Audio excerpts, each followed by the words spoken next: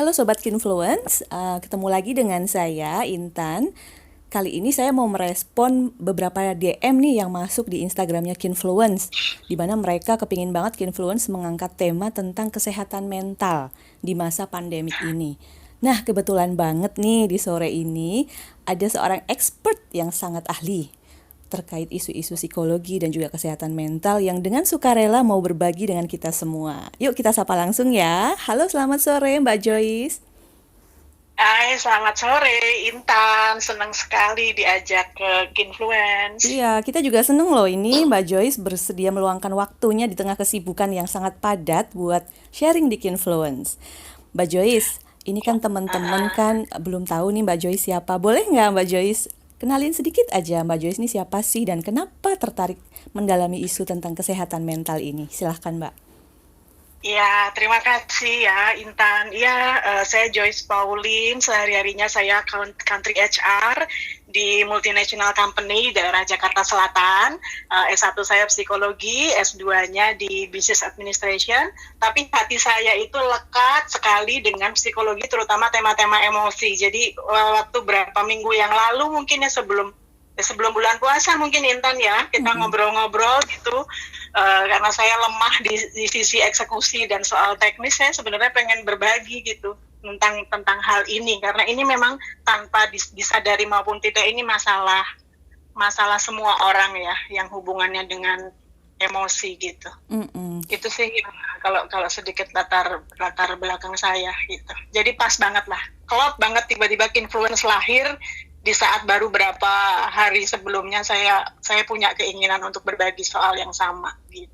Nah, kebetulan juga ini ternyata banyak beberapa followers Skinfluence itu juga kepingin banget Skinfluence mengangkat tema tentang ini kan, Mbak.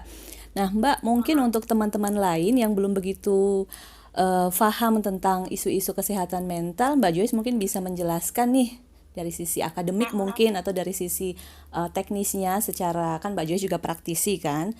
Bagaimana sih Iya, caranya mengetahui bahwa seseorang itu dia sehat secara mental atau dia kurang sehat secara mental? iya.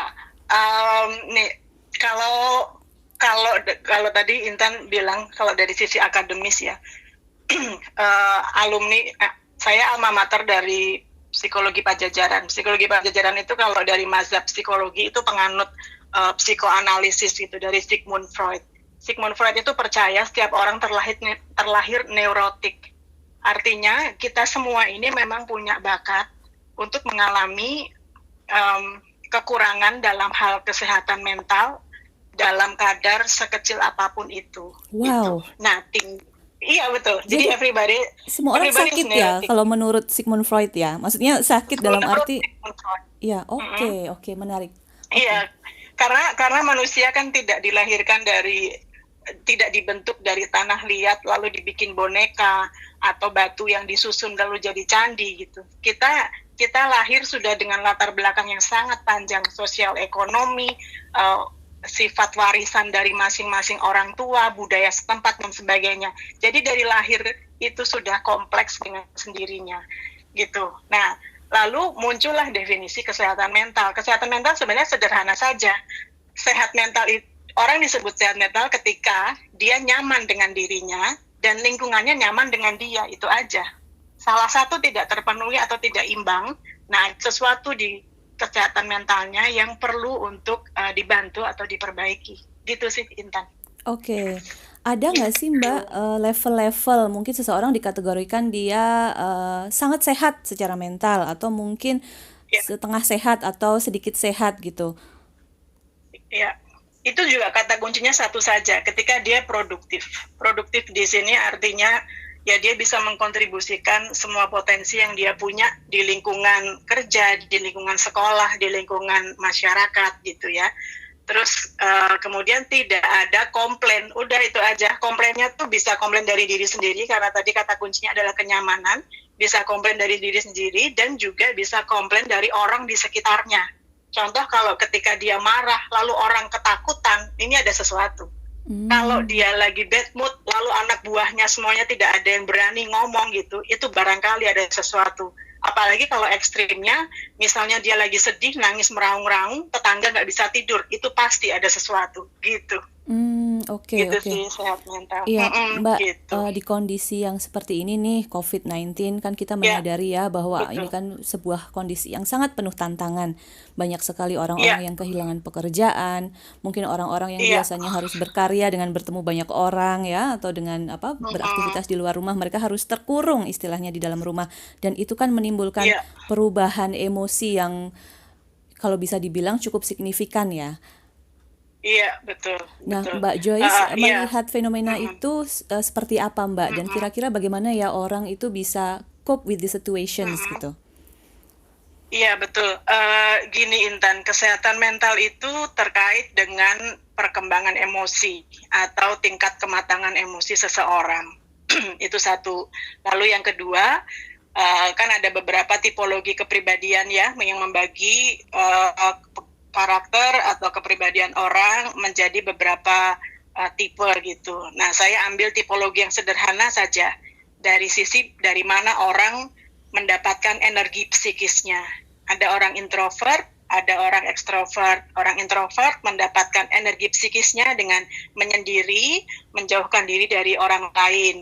Ekstrovert sebaliknya, mendapatkan energi justru ketika dia berinteraksi dengan semakin banyak orang.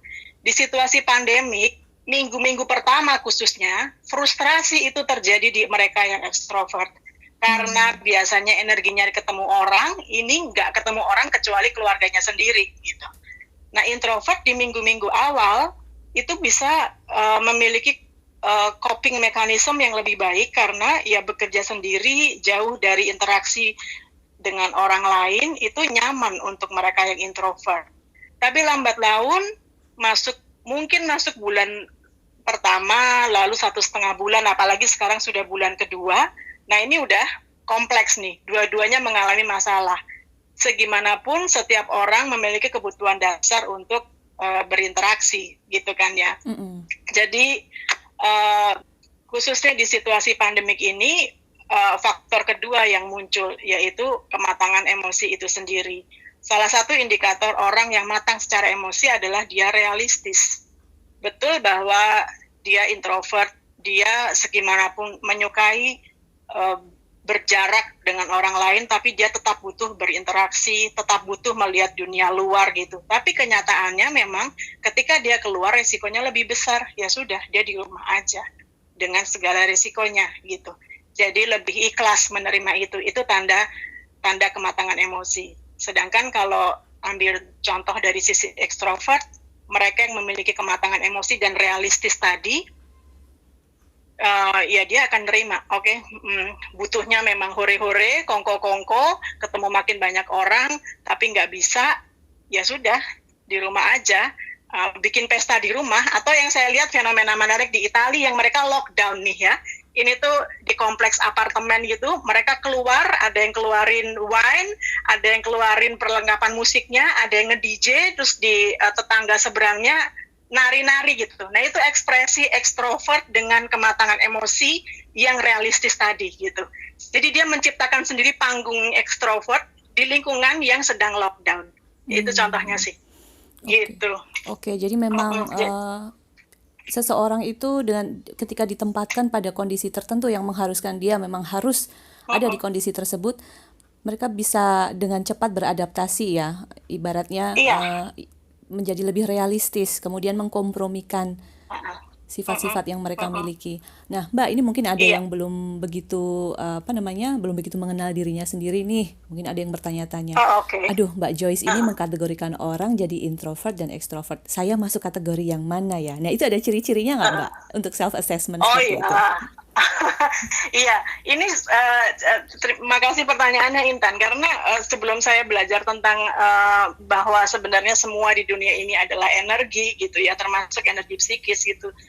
Saya pun sempat mendapatkan pengertian yang salah kaprah. Introvert itu pasti pendiam gitu dulu sebelum belajar psikologi, bayangan saya seperti itu. Ternyata tidak. Jadi orang bisa sangat bawel, very talkative, bisa sangat mudah berinteraksi dengan orang lain, punya teman baru gitu, tapi pada dasarnya dia introvert. Cirinya mudah saja. Pada saat dia merasa lelah, dia pilih menyendiri, nonton bioskop sendiri, berenang sendiri, lari sendiri, hiking sendiri, nyetir mobil keliling Jakarta sendiri, itu introvert biasanya. Ngopi sendiri, terus ada apa-apa dia nulis diary gitu. Itu orang-orang introvert tuh kayak gitu. Jadi dia memperoleh kembali energinya dengan cara menyendiri, menjauhkan diri dari kerumunan, menjauhkan diri dari orang banyak. Kalaupun mau ketemu, ya dia ketemunya dengan 1 atau 2 orang aja, cuma sedikit. Dan ciri lain dari orang-orang introvert, temannya itu aja, teman dekat ya. Teman dekatnya itu aja. Dari dulu temannya itu aja gitu. Itu. Dia mudah mendapatkan teman baru. Tapi yang menjadi orang-orang dekatnya di lingkaran ring satunya lah istilahnya ya, itu biasanya itu saja. Ekstrovert sebaliknya, sahabatnya segudang gitu. Dan saya ambil contoh waktu itu, saya pernah jadi trainer di sebuah perusahaan farmasi. Teman saya yang ekstrovert, habis ngajar 100 orang, itu selesai sesi training, dia bisa keluar lagi bareng-bareng kongkong-kongkong sama peserta training. Kok nggak ada capeknya gitu. Wow, berlebih Itu banget ya extrovert. energinya. Berlebih banget. Iya, justru dia bisa tidur pules sesudah dia membawakan sesi melibatkan banyak peserta, dan habis itu kongko dengan banyak orang lagi sampai dia mau tidur. Introvert nggak bisa gitu. Habis ngajar training, dia langsung pergi, terus dia cari acara sendiri, jalan-jalan sendiri lah. Jadi dia bisa tidur pulesnya setelah menyendiri, beda sama ekstrovert. Itu cirinya. Oke, menarik banget. Saya jadi inget nih, saya dulu Itu. juga mungkin saya termasuk introvert ya, karena saya pernah ketika capek banget gitu kan, menghadiri seminar juga di mana saya harus bicara juga.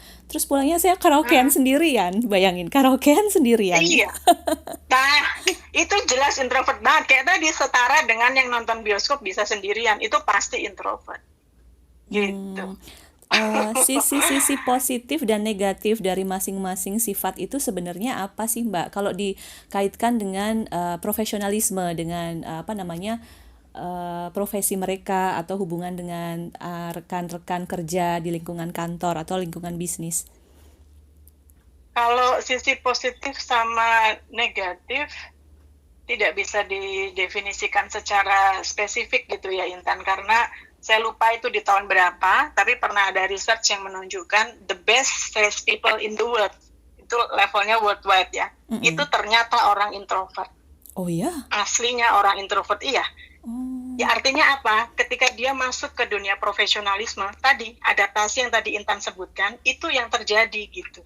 Jadi tipe introvert extrovert ini memang bawaan lahir ya, itu sudah template. Tapi bagaimana orang kemudian bisa berperan optimal di lingkungannya, bisa berinteraksi dengan lingkungannya, bisa menyesuaikan diri dengan pekerjaannya, itu udah hubungannya sama profesionalisme. Dan profesionalisme itu isinya adaptasi, udah terus gitu aja. Gitu.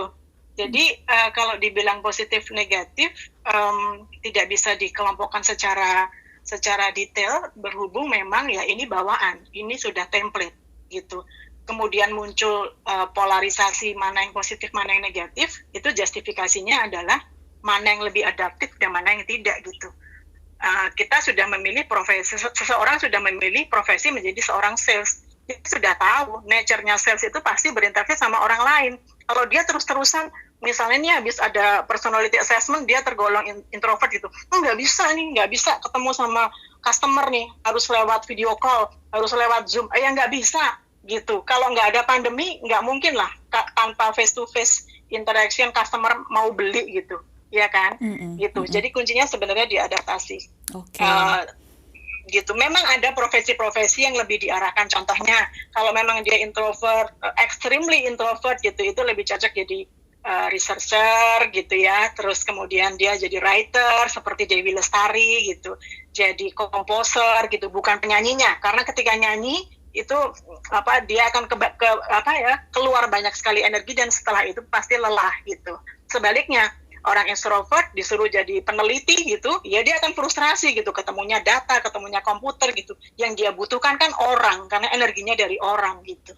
Okay. Tapi pada akhirnya orang extrovert memilih jadi peneliti, ya sudah profesionalisme yang bicara. Itu profesi yang kamu pilih, adaptasilah. Walaupun konsekuensinya sesudah itu dia akan kecapean. Ya, tapi sekali lagi, bagaimana menyeimbangkannya kembali lagi aja gitu. Kayak Intan habis bicara di seminar, lalu terus menyendiri, itu kan recharge sebenarnya. Gitu. Oke. Aduh, menarik banget ini Mbak Joyce bahasanya. Cuman sayang banget kita ini dibatasi oleh waktu karena saya Oh, iya cuman dikasih pasti. waktu 15 menit buat interview sama Mbak Joyce. Tapi jangan khawatir, teman-teman Iya, iya, Kinfluence, kalau nanti teman-teman iya. masih tertarik nih, masih pengen banget belajar tentang mental health, tentang dunia psikologi, kita akan hadirkan sesi khusus ya, mungkin melalui webinar atau kita akan interview lagi Mbak Joyce dengan tema yang lain di Iya, sesi Daily Podcast iya. selanjutnya. Oke Mbak Joyce, saya mewakili Kinfluence mengucapkan terima kasih banyak atas waktunya ya. Semoga Mbak Joyce tetap sehat, tetap Sama-sama. semangat berkarya, dan tetap semangat membagikan energi positif pada siapa saja yang ditemui. Iya, sama-sama Intan. Terima kasih untuk ide Kinfluence ini dan happy ngabuburit ya. Stay positif, stay healthy. Thank you. Terima kasih. Bye.